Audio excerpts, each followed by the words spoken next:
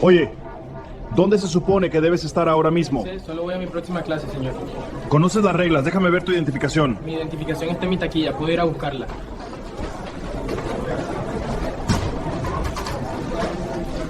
Las luces fluorescentes de la preparatoria en Northwood Heights zumban, proyectando un brillo desolator y implacable sobre el piso de linóleo.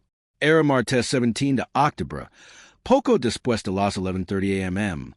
Cuando la rutina de un día escolar se desmoronó en una escalofriante demostración de poder descontrolado, y prejuicios profundamente arraigados. En el centro de todo estaba el oficial de seguridad Kenneth Harding, un hombre cuyo expediente, según documentos de Santos Internos, y contenía diecisiete quejas formales, 17 casos de presunta mala conducta y uso excesivo de la fuerza o comportamiento discriminatorio. 17. Sin embargo, permaneció en el campus, patrullando los pasillos, ejerciendo autoridad sobre los mismos estudiantes a los que debía proteger. Del otro lado de este fatídico encuentro se encontraba Marcus Thorne, estudiante de penúltimo año, un estudiante en ciernes, capitán del equipo de debate y tutor de cálculo avanzado. Marcus no era solo un estudiante. Era un ejemplo de dedicación y intelecto, en camino a una admisión temprana en una universidad de primer nivel, una figura prometida en su comunidad. Sin embargo, a los ojos del oficial Harding, nada de eso importaba. En ese momento, Marcus Thorne quedó reducido a una figura sospechosa, objeto de escrutinio, despojado de sus logros y tratado con una hostilidad inmediata y injustificada que alteraría irrevocablemente su percepción de seguridad y justicia dentro de los muros de su escuela. Antes de continuar, ¿desde dónde nos veías? Deja un comentario abajo y cuéntanoslo. Tu participación nos ayuda a sacar a la luz estas historias cruciales. Northwood Heights, California, una ciudad situada justo al este de la bulliciosa expansión metropolitana, solía enorgullecerse de su población diversa, y con gran movilidad social, y de su sistema escolar público de alta calificación. Ese martes en particular, una fresca mañana de otoño había dado paso a una tarde templada, casi cálida, de esas que hacen que los estudiantes ansieran la libertad de salir, con el aire impregnado del aroma a hierba recién cortada del campo de fútbol y los lejanos y apagados sonidos del tráfico de la cercana autopista. Northwood Heights High, un extenso campus de ladrillo y cristal construido a finales de la década de 1970, solía ser un hervidero de actividad, un ecosistema vibrante donde convergen miles de mentes jóvenes. Pero el 17 de octubre, la atmósfera en sus pasillos pasaría de la calma académica a la tensión palpable, y luego a la confrontación abierta, manchando para siempre la reputación de la institución. Marcus Thorne, a sus 17 años, no era solo un estudiante. Era un ejemplo de lo que la preparatoria Northwood Heights pretendía cultivar. Su expediente académico era impecable, con un mosaico de excelentes califications en cálculo avanzado, literatura avanzada, y física con honores. Era un líder nato, como lo demostraba su liderazgo del equipo de debate de la escuela, reconocido a nivel nacional, un rol que lo llevó a dedicar incontables horas a la investigación, la retórica y el pensamiento crítico. Más allá del aula, Marcus estaba profundamente involucrado en el servicio comunitario. Como voluntario en el programa extraescolar de la biblioteca local, dando clases particulares de matemáticas a estudiantes más jóvenes y organizando colectas de alimentos para los menos afortunados. Abrigaba la ambición de asistir a la Universidad de Stanford para estudiar astrofísica, un sueño cultivado meticulosamente durante años de arduo trabajo, trasnochadas y un compromiso inquebrantable con la excelencia. Marcus así había ganado su puesto, no solo en la preparatoria Northwood Heights, sino al borde de un futuro brillante.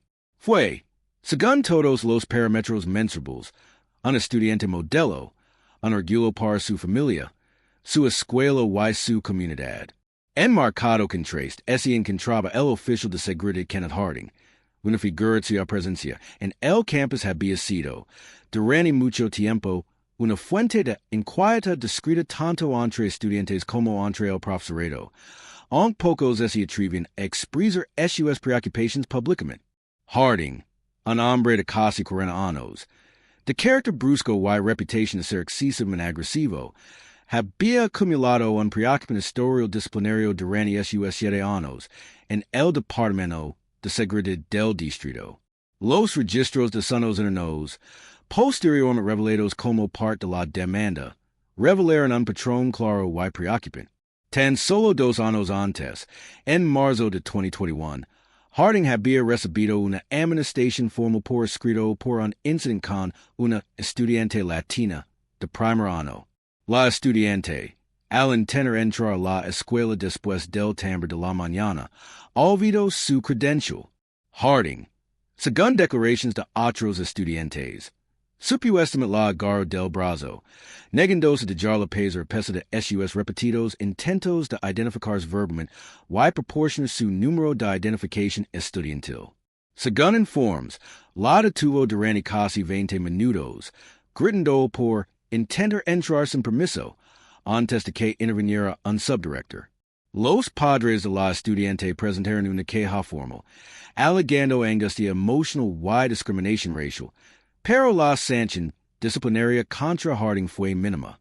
Un año antes, en mayo de 2020, durante el año de la obligatoriedad del uso de mascarillas debido a la pandemia, Harding había sido acusado de usar fuerza excesiva contra un estudiante negro que se ajustaba la mascarilla momentáneamente fuera de la cafetería. El estudiante alegó que Harding lo había empujado contra una taquilla, acusándolo de incumplimiento deliberado, a pesar de que el estudiante se subió la mascarilla inmediatamente.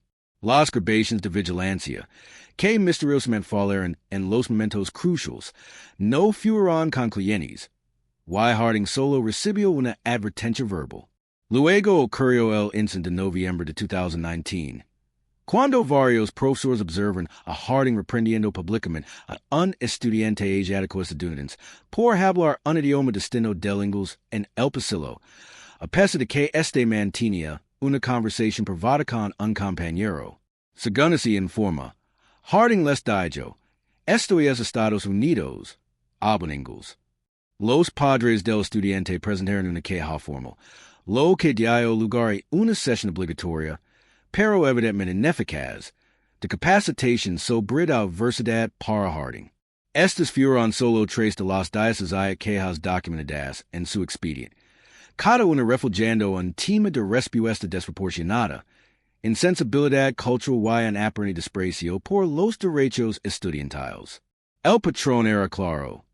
La historia meticulosamente documentada de un hombre encargado de la seguridad que, en cambio, cultiva un ambiente de miedo, especialmente entre estudiantes de color. Sin embargo, a pesar de esa litania de quejas, Kenneth Harding permaneció en la nómina, sin que su autoridad fuera cuestionada por la misma institución que lo empleaba, hasta el 17 de octubre. La llamada legó al Centro de Seguridad de la Preparatoria Northwood Heights aproximadamente a las 11:28 a.m.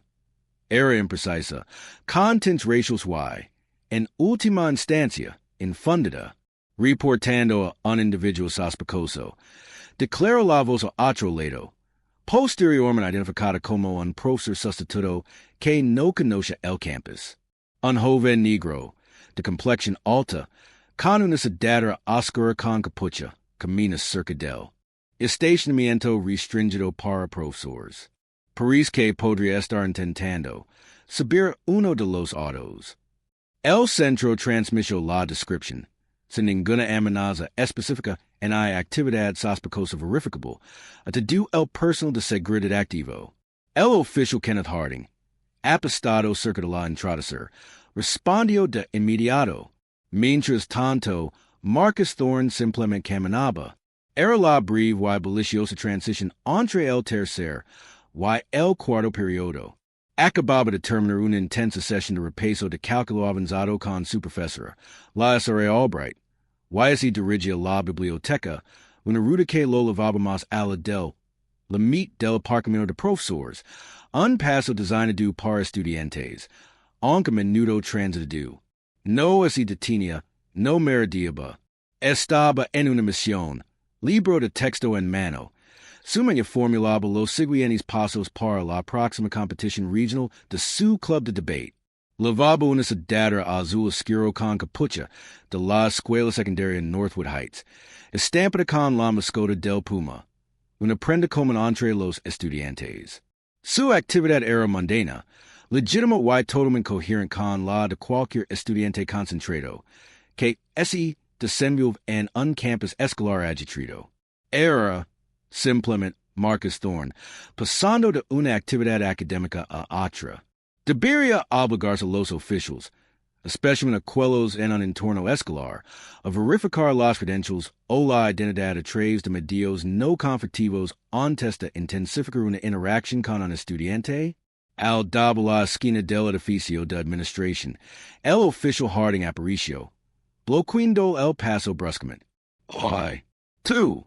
Gritó Harding con voz aguda, inmediatamente agresivo. Marcus, sobresaltado, se detuvo. ¡Yo! Preguntó, genuinamente confundido, apretando ligeramente su libro de cálculo. Sí, tú. ¿Qué haces aquí? No deberías estar en esta zona. La postura de Harding era confrontativa, con la mano apoyada en su cinturón de herramientas. Voy a la biblioteca agent, respondió Marcus, intentando mantener la calma, mirando a Harding a los ojos. Acabó de salir de la clase de la SRA Albright. Biblioteca, se burló Harding, recorriendo con la mirada el atuendo de Marcus. Encajas con la descripción de alguien sospechoso intentando robar coches en el aparcamiento de la facultad. Ensóname tu identificación. Marcus, acostumbrado a lavar su credencial escolar, metió la mano en el bolsillo. Aquí está, dijo, sacando su credencial plastificada, que mostraba claramente su foto, nombre y número de identificación. Marcus Thorne, estudiante de penúltimo año. Harding lo arrebató la identificación de la mano a Marcus, sin apenas mirarla antes de agitarla con desdén. Cualquiera puede falsificar eso, declaró con un tono de incredulidad. Como es un estudiante de 16 años con honores, tuviera los medios y el motivo para falsificar una credencial escolar para ir a la biblioteca. ¿Cuál es tu verdadero nombre? ¿Por qué estás aquí? Marcus sintió una oleada de indignación, y su fachada de calma empezó a resquebrajarse. Ese es mi verdadero nombre, oficial. Y eludica porque estoy aquí. Soy estudiante. Voy a esta escuela. Su voz, normalmente firme y articulada, ahora tenía un ligero temblor de frustración. No te hagas el listo conmigo, chico, gruñó Harding, acercándose, invadiendo el espacio personal de Marcus. ¿Crees que puedes andar por ahí, haciendo el ridículo, y mentir para libro de esto? Vienes conmigo. Extendió la mano, y agarró el brazo de Marcus con firmeza. ¡Oy! Sultame! Exclamó Marcus, retrocediendo instintivamente. El repentino contacto físico, sumado a las acusaciones infundadas, fue abrumador. Otros estudiantes, atraídos por el alboroto, comenzaron a congregarse, con las cámaras de SUS celulares y preparadas, capturando cada momento de tensión. Los susurros resonaron entre la pequeña multitud. Ese es Marcus Thorne. ¿Qué pasa? Justo cuando la situación amenazaba con agravarse, una nueva voz rompió la tensión. Oficial Harding. ¿Qué está pasando? Era la directora Eva Sharma, con voz autoritaria, caminando con paso decidido hacia el lugar, seguida de cerca por Daniel Miller, el jefe de Seguridad escolar. Habían sido alertados por un profesor preocupado que presenció el altercado inicial. Los ojos de la directora Sharma, normalmente cálidos y acogedores, ahora estaban encerrados, con una expresión que mezclaba preocupación y una ira apenas disimulada. Official Harding, libera esse estudiante inmediatamente. Harding, sorprendido por la inmediata intervención de SUS superiors. Dudo un momento antes de solta a reganadians el brazo de Marcus. Director Sharma, Senior Miller, este estudiante attributa de forma sospechosa. Esse negó identificarse y se encontraba en una zona restringida. Su voz, aunque todavía defensiva, había perdido parte de su anterior bravicanería. Se identificó, agent, replicó la directora Sharma, pasando la mirada del visiblemente conmocionado Marcus a la placa de identificación que Harding aferraba en su mano. Ese es Marcus Thorne, uno de nuestros mejores estudiantes. Estaba en un pasillo designado para estudiantes, dirigiéndose a la biblioteca desde la clase de Lazare Albright. Acabó de hablar con Lazare Albright hace unos momentos. Sus palabras desmantelaron clara, y concisamente toda, la justificación Harding. Senior Miller, quiero la placa y el arma del agente Harding. Ahora, debe ser escoltado fuera del campus inmediatamente y así le debe poner en licencia administrativa a la espera de una investigación completa. La resolución inmediata fue rápida y decisiva. En cuestión de minutos, Daniel Miller relevó al oficial Harding de su deber, su arma y su placa de seguridad. Harding, silencioso y con el seno fruncido, fue escoltado fuera del campus por Miller. Su carrera en la preparatoria Northwood Heights estaba prácticamente terminada, aunque no lo sabía. Marcus, temblando ligeramente, fue elevado a la oficina de la directora Sharma, donde él ofreció disculpas efusivas y se aseguró de que esos padres fueron contactados de inmediato. Llamaron al consejero escolar para hablar con él y le dieron el resto del día libre. Deberían los agents de seguridad escolar que hayan incurrido en conductas racialmente discriminatorias o uso excesivo de la fuerza enfrentarse a un despido automático y a la desertificación de su trabajo en cualquier institución educativa. Sin embargo, el incidente estaba lejos de terminar. Los estudiantes que presentaron el enfrentamiento no solo lo grabaron, sino que lo subieron a la red.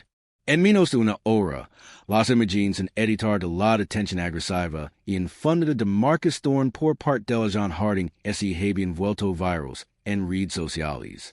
Etiquetas como hashtag Justicia para Marcus, hashtag Racismo en Northwood Heights y hashtag Reforma de Seguridad Escolar comenzaron a ser tendencia local, luego regional y nacional. El video, publicado inicialmente en TikTok por una estudiante llamada Chloe Chin, obtuvo más de 5 millones de visualizaciones en las primeras 3 horas.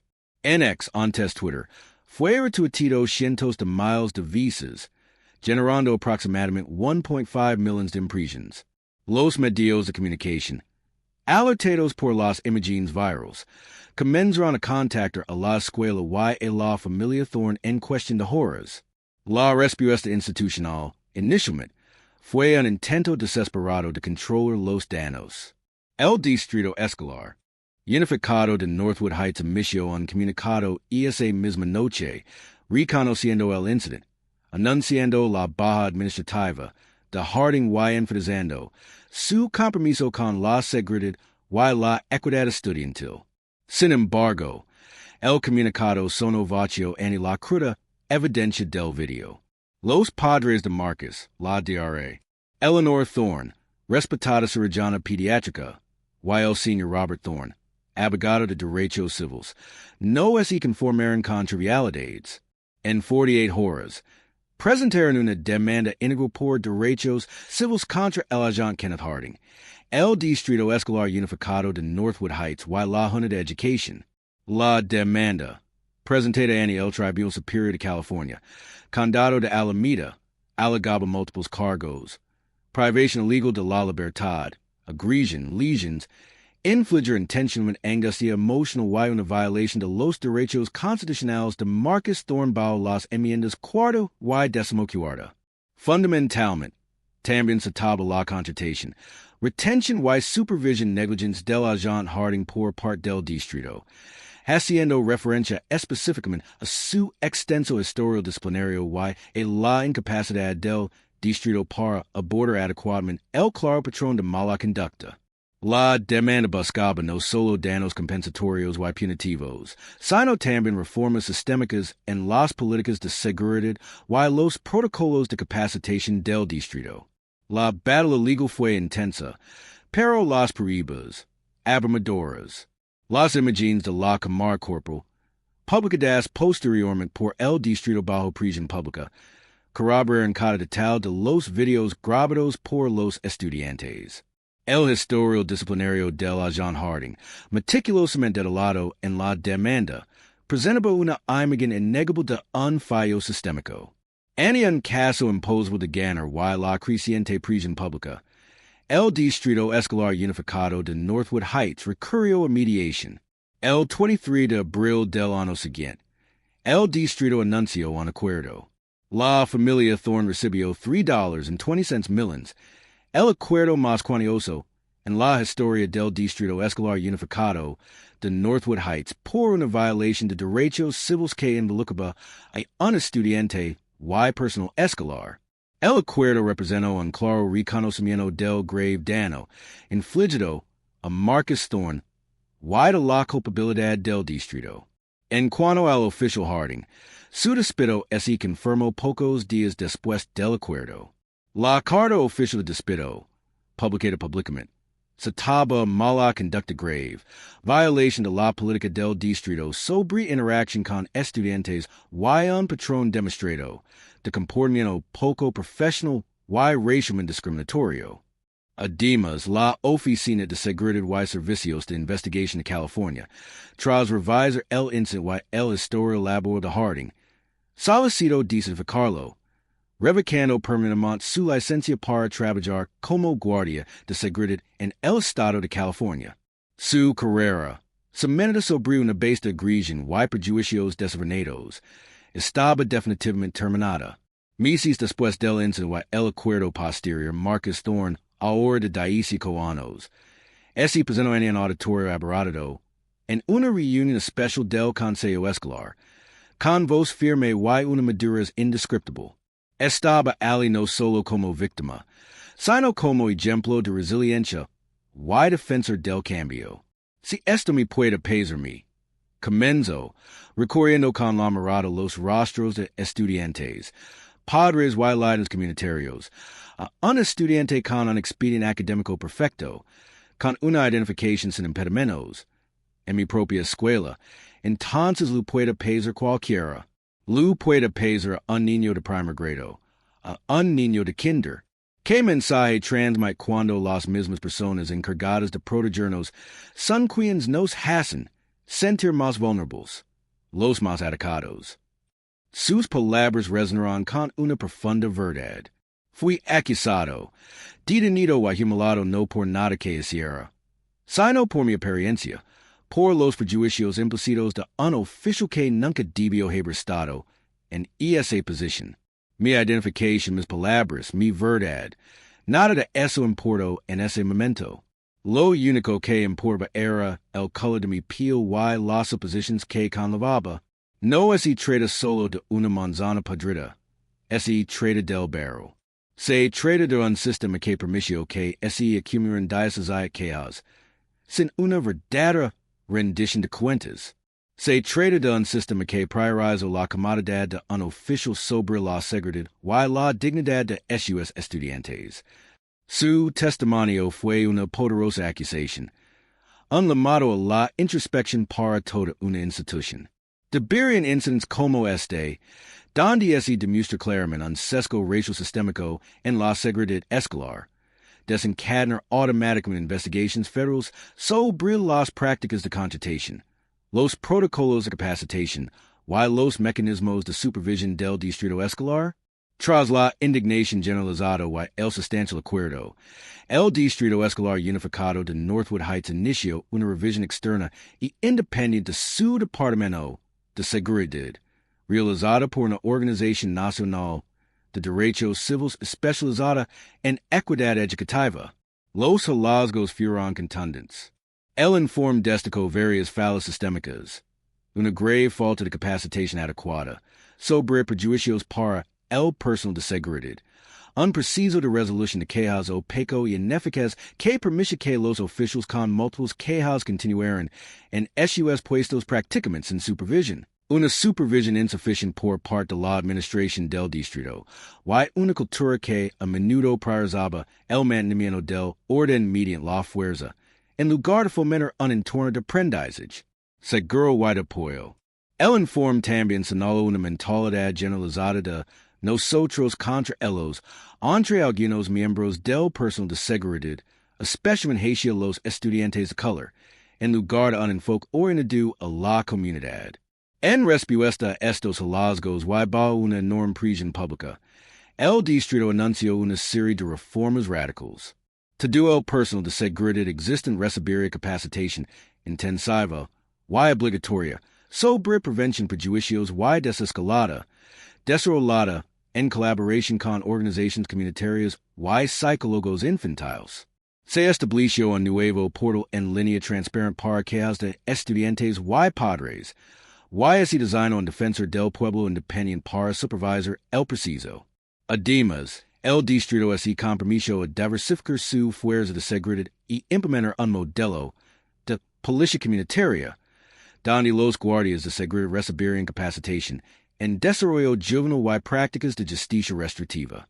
También así exigieron auditorias periódicas de los expedientes del personal de seguridad y evaluaciones de desempeño, con una política de tolerancia cero ante la discriminación racial documentada o el uso excesivo de la fuerza. El caso de Marcus Thorne y el agente Kenneth Harding es un reflejo crudo y incómodo de una falla sistémica más amplia dentro de las instituciones creadas para proteger a nuestros niños. Y es un testimonio de cómo los prejuicios profundamente arraigados pueden invalidar la evidencia objetiva, como los logros de un joven, su propia identidad, pueden ser barridos en un instante por una mirada prejuiciosa y un uniforme sin control. Las consecuencias fueron graves. Una carrera prometida terminó en desgracia, la reputación de un distrito escolar.